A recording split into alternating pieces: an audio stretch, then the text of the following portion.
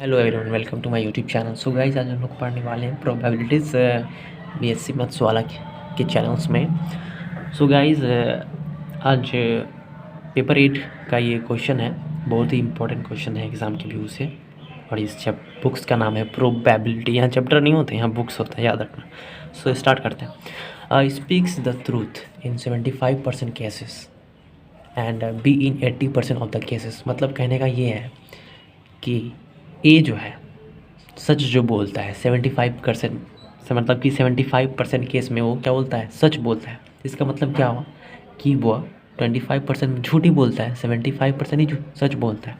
And be in 80% of the cases, मतलब B 80% सच बोलता है। इसका मतलब ये हुआ कि बी 20% झूठ बोलता है। सो यह क्वेश्चन कर रहा है, in what percentage of cases are likely to contradict each other in standing the same fact. मतलब क्या कॉन्ट्रडिक्ट मतलब होता है कि एक दूसरे को गलत ठहराना, विरोध करना एक दूसरे का। मतलब जब वो सच बोल रहे हैं तो होता है ना कि कोई दो आदमी आपस में बोले, नहीं भाई तू जो झूठ बोल रहा है, तू तो गलत बोल रहा है। तो यहाँ पे वही हो रहा है कि एक दूसरे को वो गलत जो ठहराएंगे उसका परसेंटेज क्या होगा, वो भी सेम फैक्ट में, मतलब सच्चाई की बातों में। या तो होगा कि ए सच बोल रहा होगा, बी झूठ बोल रहा होगा, या क्या होगा कि बी झूठ बोल रहा होगा, ए सच बोल रहा होगा। ये एक दूसरे को गलत ठहराने में के लिए मतलब होंगे, तो उसका परसेंटेज निकालना है। चलिए स्टार्ट करते हैं। सो मैंने जो भी बताया वही चीज़ मैंने यहाँ पे लिखा हुआ। Speaking the truth with the probability of 75% means, मतलब क्या, ये जो बोलेगा सच 75%, इसका मतलब ये हुआ कि that he is lying in 25% of cases, जो कि मैंने अभी कहा।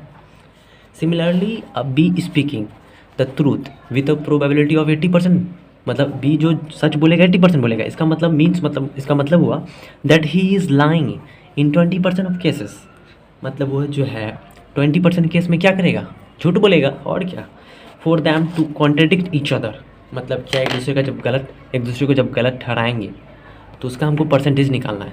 तो अशुड से द फैक्ट इज़ ट्रू, हो सकता है कि ए जो बोलेगा सच बोल रहा होगा, while B is should say the fact is false.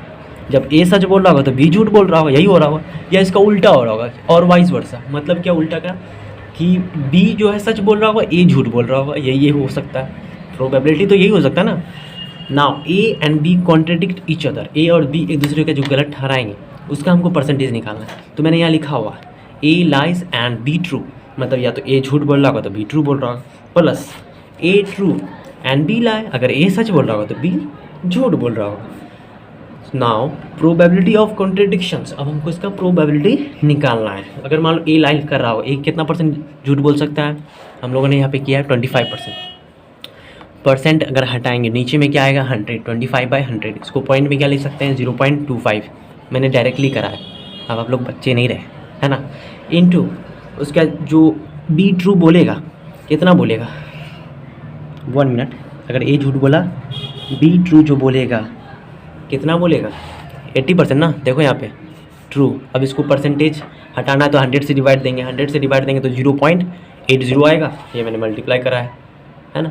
Plus उसी तरह ए जो ट्रू बोलेगा, कितना परसेंट है ट्रू बोलने का, 75%। क्वेश्चन में भी लिखा हुआ है और मैंने यहाँ पे भी लिख दिया है। इसको भी वही करेंगे, 100 से, मतलब परसेंटेज हटाने के लिए 100 से डिवाइड, फिर डिवाइड करने के बाद 0.75 आएगा इनटू।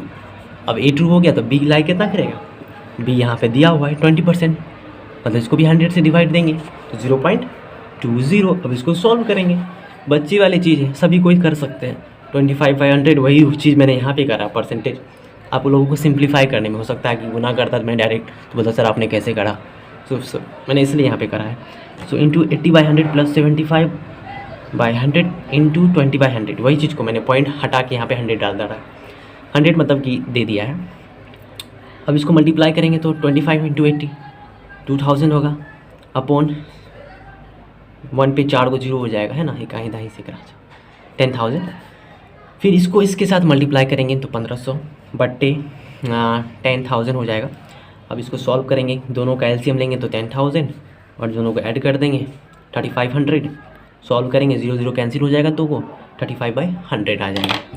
सो बेसिकली परसेंटेज निकलने वाला है। अब इसको 100 से मल्टीप्लाई कर देंगे। अब किसी भी फ्रैक्शन को अगर परसेंटेज में चेंज करना होता तो क्या करते हैं, 3-4 क्लास में पढ़े होगी ये सब चीज़, तो कंपटीशन में भी पढ़ते होगे।